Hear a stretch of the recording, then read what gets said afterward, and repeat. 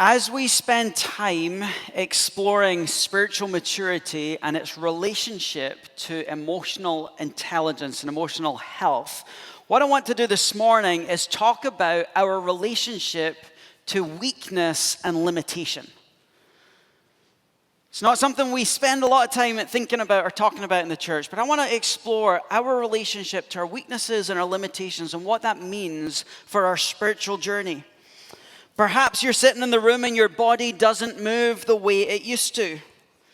Maybe your mind isn't as sharp as it once was.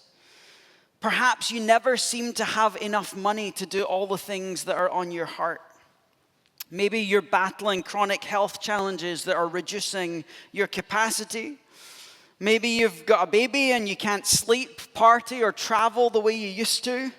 Maybe you want a baby and your body is not allowing that to happen. Maybe you're in a job that takes up too much of your time, too much of your emotional energy. Maybe you're married and you want to be free again. Maybe you're single and longing for companionship. To be human is to have limits. And to be on a journey with Jesus is to understand that he gave us limits and to befriend those limits in order to walk forward as the humans that he created us to be. To be human is to have limits. Our mental, emotional, physical, and spiritual well-being is affected by how we relate to the God-given limits that we have. Your mental health, your spiritual pursuit, your physical enjoyment is related and connected to the way you view the limits that you have. To be human is to have limits, and God created us with limits, with weaknesses, with dependencies that are marks of our humanity. If I jump to Genesis chapter 1, we know the creation story, Genesis 1 and 2, right? We're reading the story of creation in two parts. And in the middle of chapter 1, or toward the end of chapter 1, sixth day, God said, "Let us make mankind in our image." Then God saw all that he had made, and he called it very good. But then as he's in chapter 2, and he's reflecting on the human that he's created, this very good human, God says, "It's not good for the man to be alone, so I will make a suitable helper for him." God made humanity very good, and part of being very good is a limitation. We require other people in order to survive and thrive and flourish. It's a limitation of our humanity that we cannot do life alone. God made us with that limitation and called it very good. You have a creaturely limitation or a creaturely weakness in your being. You cannot do life without him, and you cannot do life or thrive without the people that God is bringing into your life. How do you do in relation to that limitation? Another way we can think of this is to look at ourselves in relationship to God, our creator, and the three omnis, right? God is omniscient, he's omnipotent, and he's omnipresent. And if you're like, what do those words mean, right? God is all-knowing, God is all-powerful, and God is ever-present. God doesn't have the limitations that we have as his creatures. God's knowledge, his power, and his presence are unbounded. But as his creatures, it's the opposite. Our knowledge, our power, and our presence are bounded. You realize this, right? As a human, you have limited knowledge, you have limited power, and you can only be in one place at one time despite your efforts to be otherwise.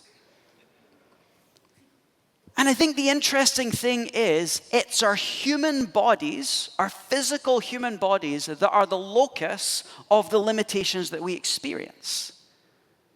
It's the brain capacity that limits our knowledge. Our body is a power pack that God has given to us that enables us to do work in the world. And this power pack is limited.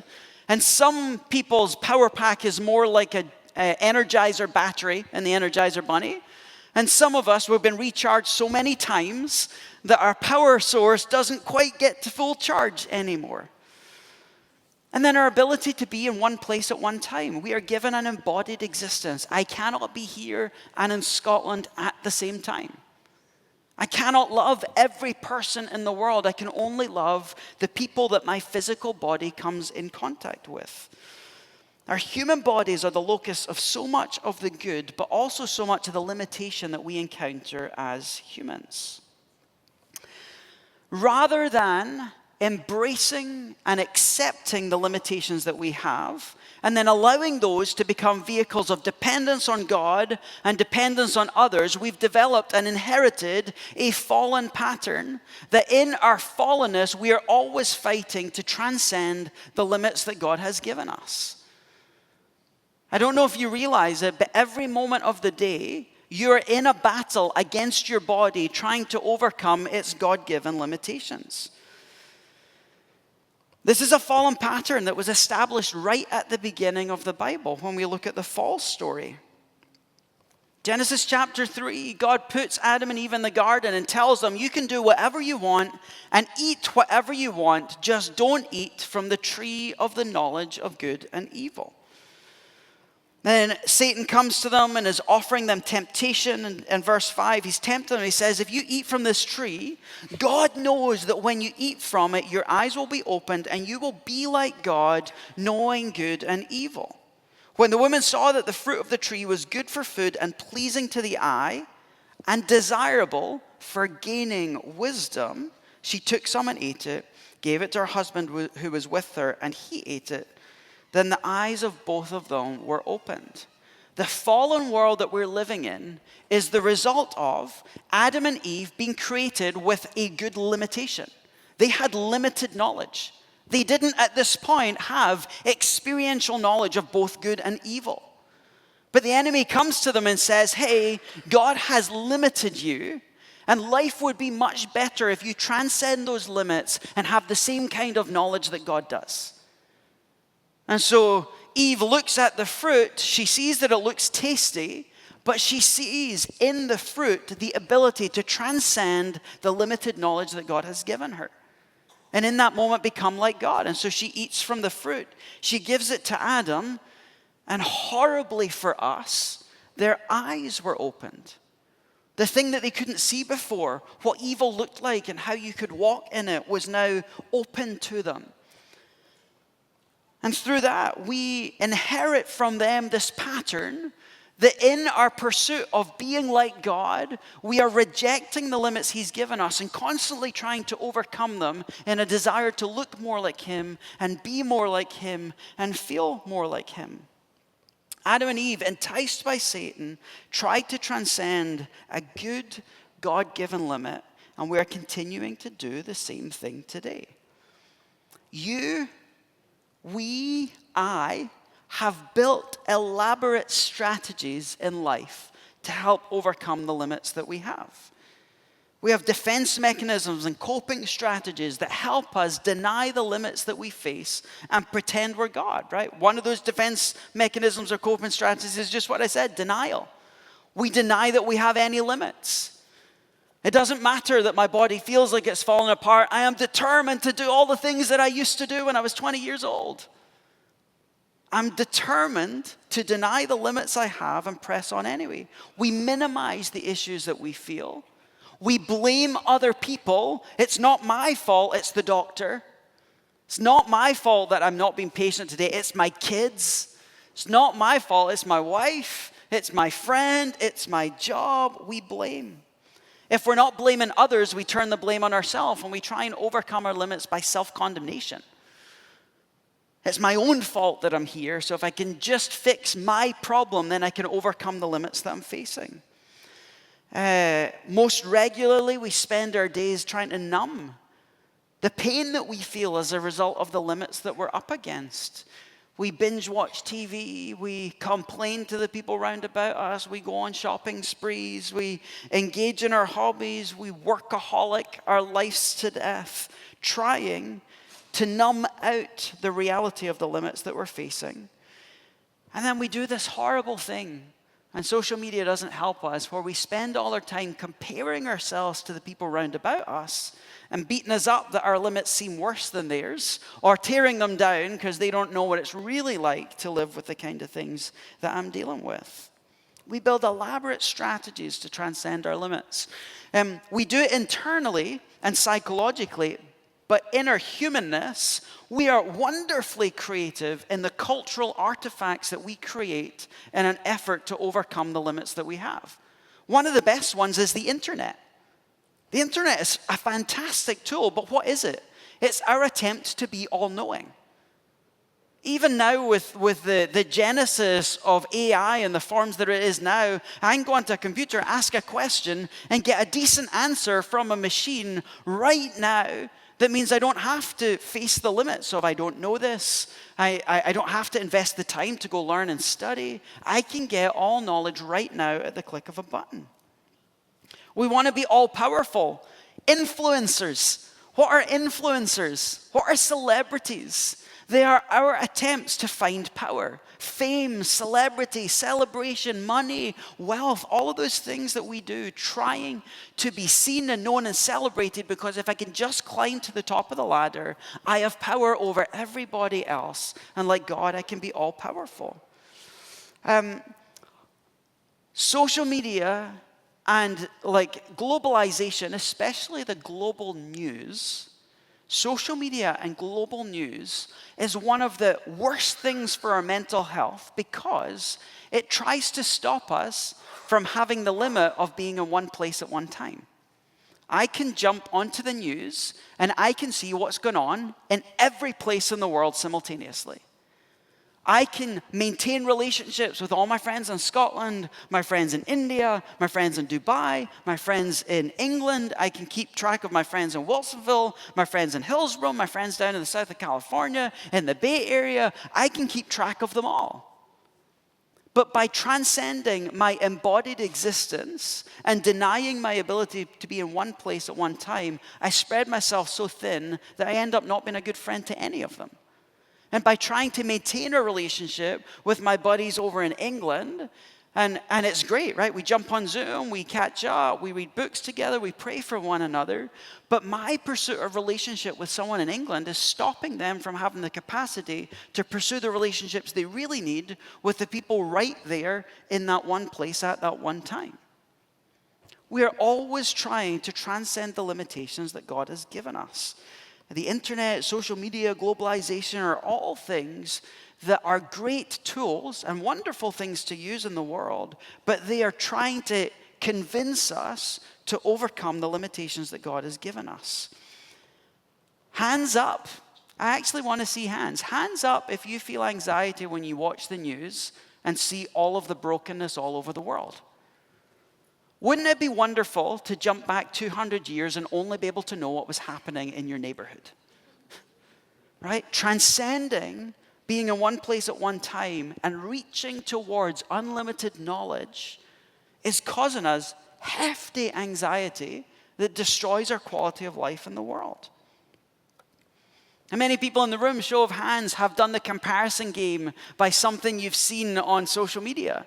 And you've looked at someone else's life that's nowhere near you, and then you've compared themselves to it, found yourself lacking and wanting, and then felt miserable about your existence and ungrateful about where God has placed you, because rather than being right where you were, you've spent your time looking somewhere else. Part of the process of spiritual maturity, of emotional health, of emotional integration is what I would call befriending our limits.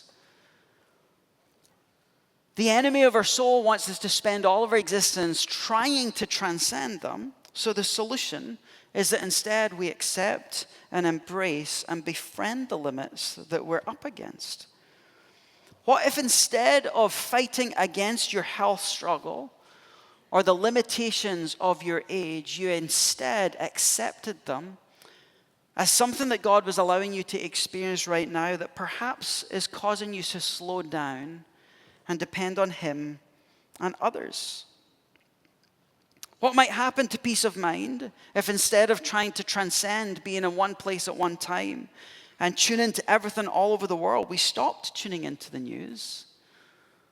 We stopped spending all of our time chasing what's going on in the other parts of the world, and we focused. What would happen to our church if we focused on what was going on in our city rather than what's happening in another part of the US or another part of the globe? What if instead of coming together and complaining about things in parts of this country that you can do nothing about, you saw the brokenness of the city you're in, and we together were mobilized to make a difference?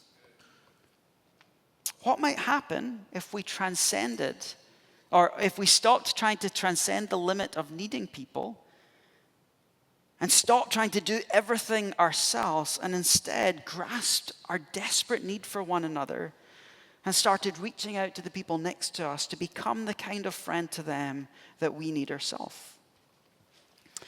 The Apostle Paul had a powerful encounter with limitation and with weakness, and wrote about how it impacted his pursuit and experience of Jesus. 2 Corinthians 12, right? This is a passage that's really well known, but I want you to think about it as limitation. Therefore, in order to keep me, Paul, from becoming conceited, remember, he's this amazing intellectual guy that is just phenomenal at what he does. In order to keep me from becoming conceited, I was given a thorn in the flesh. Lots of people debate what that thing is. A messenger of Satan was given to me to torment me. 3 different times I pleaded with the Lord to take it away from me.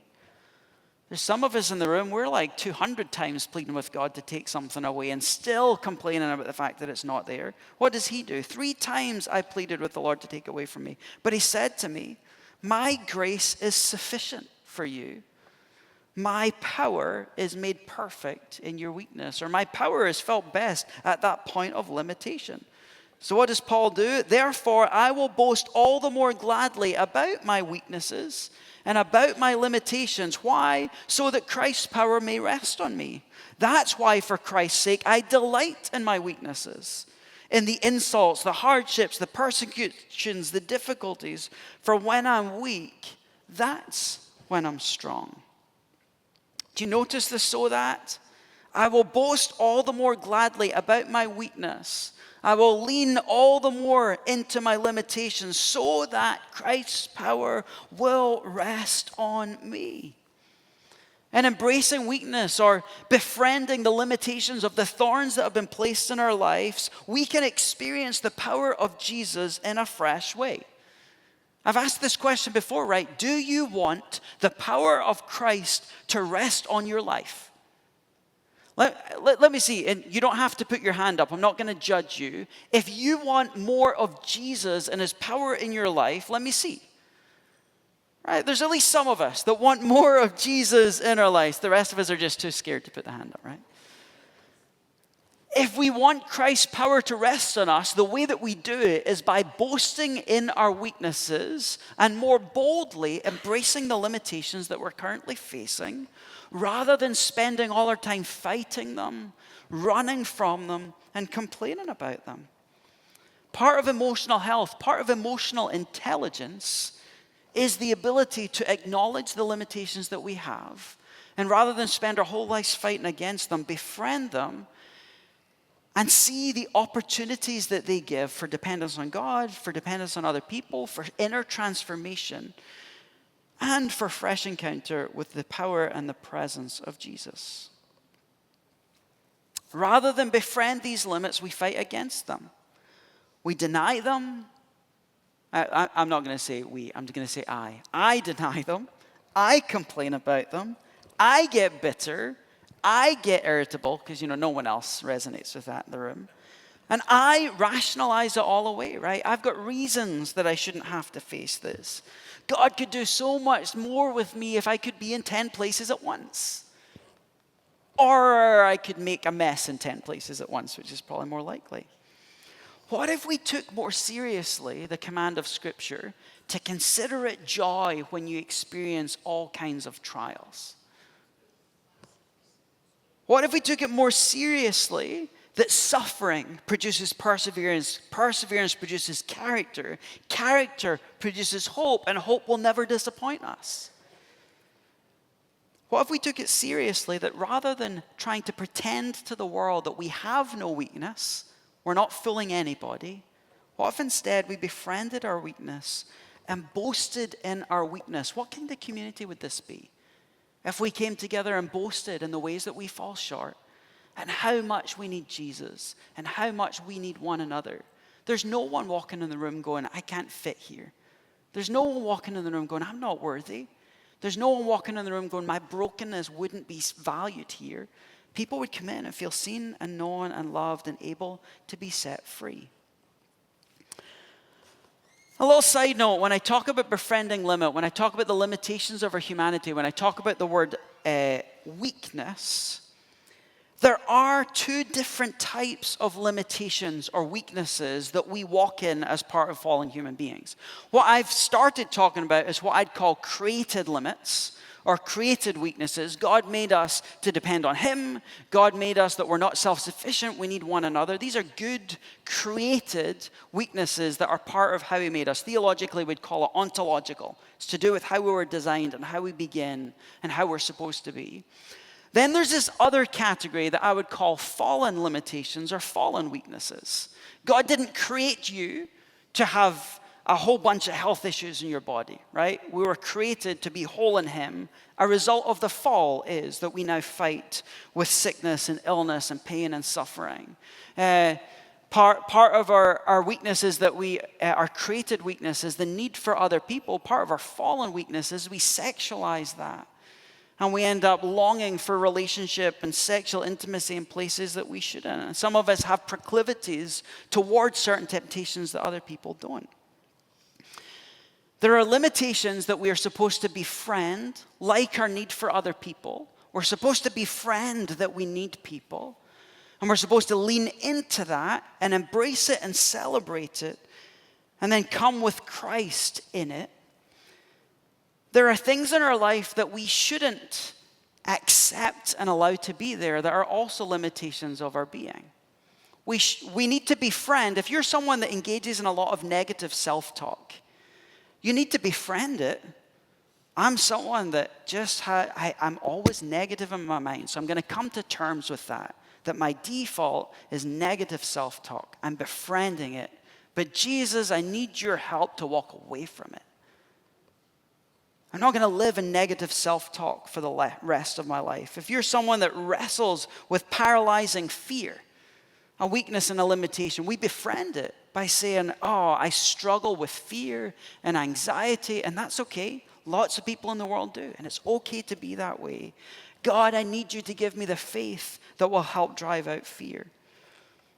If you're someone that avoids conflict, that's a limitation of your personality. A fallen limitation of your personality. We don't say, so let's just befriend it and run from all conflict. We say, Jesus, I am conflict avoidant, but I need you to help me to lean into the moments of conflict that bring the growth and the healing that are needed. We need to accept them and befriend them as part of our fallen being, but then ask God to help us in the process of standing firm against things that don't bring Him glory. So how do we befriend our limits? I've got 5 things up here that I'm going to walk through one at a time. There are the ways that we come to befriend and embrace and stand in the limits that God has given us. And you'll see overlaps with some of the other emotionally intelligent pieces we've looked at. Number 1, we've got to become aware of them and acknowledge the limits that we have. The limits of our physical bodies. The limitations that we've inherited from our family of origin and all of the brokenness that they had. There are limitations of our marital status, limitations of being married, limitations that come with being single, limitations that come with being divorced or widowed. There's the limitations of our intellectual capacity and how much we can grasp. There's limitations of our talents and our gifts, our personality. Are you an optimist or a pessimist? Do you move toward conflict or away from it? There's the limitations of our material wealth, what time we can give, the work that we do, the relationships we have or don't have and how healthy they are. There's even limitations in our spiritual understanding, the depth of our intimacy with Jesus. We've got to become aware. What are the limitations that we're experiencing? So here's what I want to do for a minute. Just, if you'll humor me, close your eyes. I'm not going to do anything wacky. Just want you to close your eyes for a moment. I want you to make sure both feet are on the ground. I want to make sure your back is against the chair. If possible, just put your hands flat down on your legs, your thighs. And I just want you to focus for a moment on your body. We're going to go from your toes all the way up. I want you, first of all, feel where your feet connect with the ground. I want you to feel where your body has been supported by the chair, right? You're an embodied being. You dwell in this body. This is the house that God has given you, the power pack that he's given you. It's also what he calls his temple. Like he's made this body and all its frailty the temple of his spirit, and he delights to dwell inside of it. Just feel that chair against your back, feel the ground against you. And this is a fun exercise if you're ever feeling anxious, you're ever feeling alone. That chair is holding you up in the world. I want to just imagine it's God's hand, holding everything together, holding you together as you sit there. And do a little scan of your body, starting at your feet.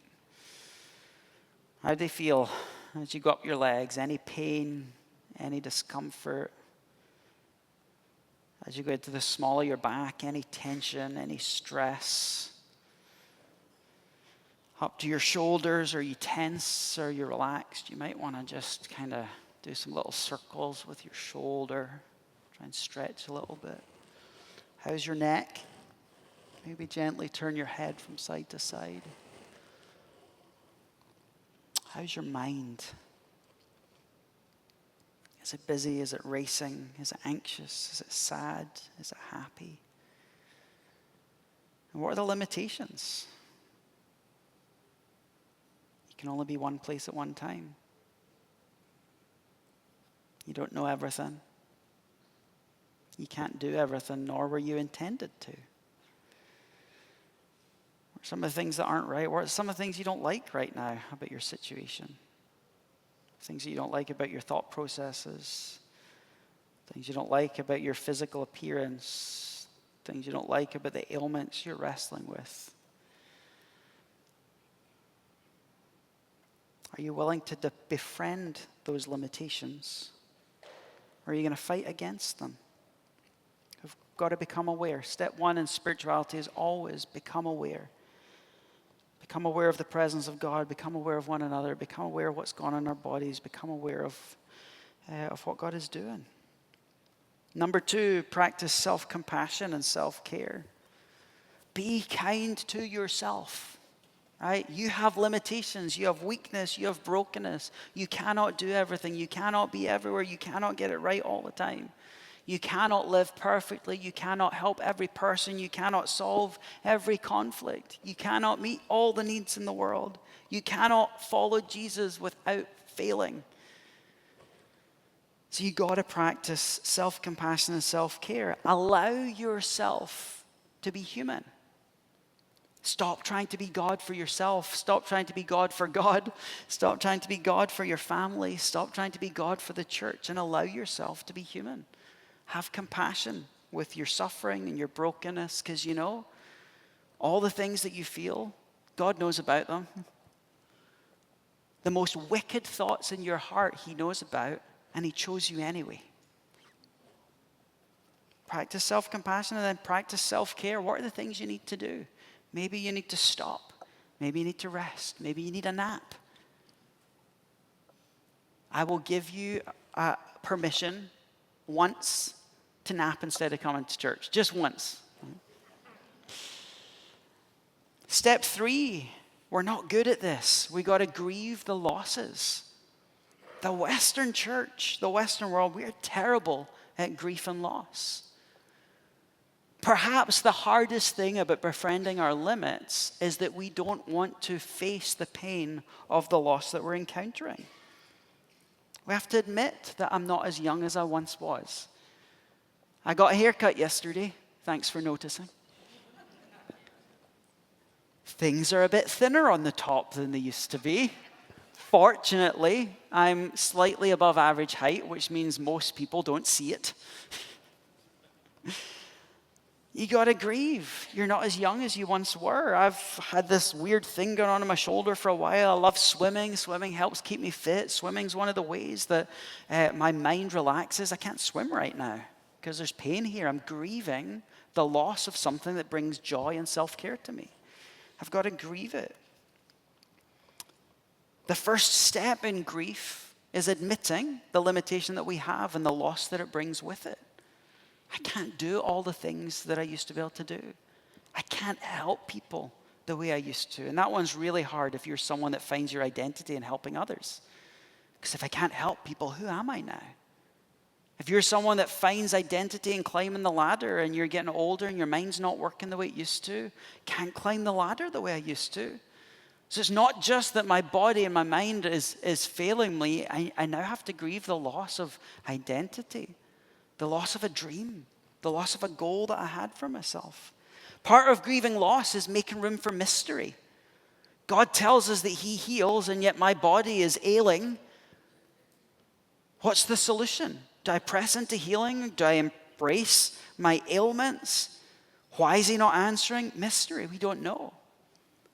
But rather than fight against the limitation and ask him to move, we befriend our limitation and then say, God, would you move in me? We've got to be okay with things being unresolved. Part of grieving loss is grieving certainty. I can't know all the answers. I can't know the right way forward. I can't see all the solutions. And the biggest part of grieving loss is that we bring it to Jesus and we say, help us. Help us to sit in the pain. Help us to meet you in the middle of it. Fourth step, seek support, right? It's not good for man to be alone. The limitations that you're facing, whether they're the limitations of creaturehood, whether they're some of the fallen pieces of our being, we're not meant to deal with them alone. You're not meant to handle your sin alone. You're not meant to handle the pain alone. You're meant to seek the support of others. That means seeking the friendships around you and being vulnerable with the people in your life about what those limits are. But I try and say this every week. But it also means seeking professional help. There are doctors that can help us with ailments. There are chiropractors that can crack your neck and make you feel like you've died on the table and walk out feeling good a day later. There are therapists that know how to dig into the trauma of your past and bring healing. There are people in the church that are gifted at listening. My wife is one of the people that has the gift of tears. You sit down with her and start sharing your story. Within a few minutes, she'll weep with you. Sometimes you just need someone that will weep over your pain so that you understand that someone gets it. We've got to seek support from God, from people around us, and from the professionals that can help us dig into what we're experiencing. For those of you in the room that are getting older, there's this hard thing in the world and in God's created order that as we age, our bodies stop working the way that they used to. There's a steady decline toward the end of our life that forces greater dependence. What a gift. That the older we get, the more we have to depend on him. The older we get, the more we have to practice what it means to be the body of Christ. But in our fallenness, the older we get, the more stubborn we get about doing it ourselves. The more stubborn we get that we don't need him. We don't need others. And I don't want to tell other people how I'm really doing. Right? I've got to hold it together. It's a gift that as we age, God brings us back to a place of greater dependence on him. But some of us need some help to process that beyond our spouse. Right? Aging is not for the faint of heart. Loss of any kind is not for the faint of heart. There are counselors that will happily sit with you and help you process your old age. I'm taking some of that right now with my spiritual director. I'm getting old. Help me process this. Like I need some help to make some mental adjustments to accept the limits of the life stage that I'm in. And then the last one is we set boundaries. Part of embracing limitations is saying no. No, I'm not going to watch the news and allow it to terrorize my soul. No, I'm not going to agree to make 10,000 cookies for the bake sale this week. Maybe I'll do a dozen. No, I'm not going to jump at the drop of the hat and come at 3 a.m. to be with you because I need my sleep. So sometimes we have to say no. Sometimes we have to do less. Sometimes we have to admit the limitations of our capacity and set boundaries that allow us to live within the limits that we're currently facing. Back to 2 Corinthians 12. God said to me, my grace is sufficient for you. My power is currently being made perfect in all your weakness and all your limitations. Therefore, boast all the more gladly about your weaknesses, so that his power will rest on you. For Christ's sake, delight in weakness, in insult, in hardship, and persecution and difficulty. For when you are weak, then you will be strong. Here's the challenge of all of this as we try to follow him and we try to love people in the world. If we fight against our limitations, we will become grumpy, bitter, angry, complaining people as we walk in the world. And then people will meet us and say, I never want to be that kind of person. If we want to be the kind of people who are true to Christ and kind to the people around us, we have to learn to befriend our limits and invite God into them so that he can do the transformative work in us that he does through those things, so that we can love like him and lead other people into the kind of wholeness that comes on the other side of our limitations. Let me pray. God, thank you for freeing us from having to be God. God, what a weight off my shoulders today. I don't have to fix the church. I don't have to fix my family. I don't have to fix the United States political system. I don't have to fix pro-life, pro-choice. I don't have to fix Russia, Ukraine. I don't have to fix Israel and Lebanon and Gaza. I don't have to fix South Sudan. I don't have to fix anything, God. Thank you for freeing us to be where you've called us to be with the limited knowledge that we have and the limited power that we have. And God, would you help us to grow in knowledge of you?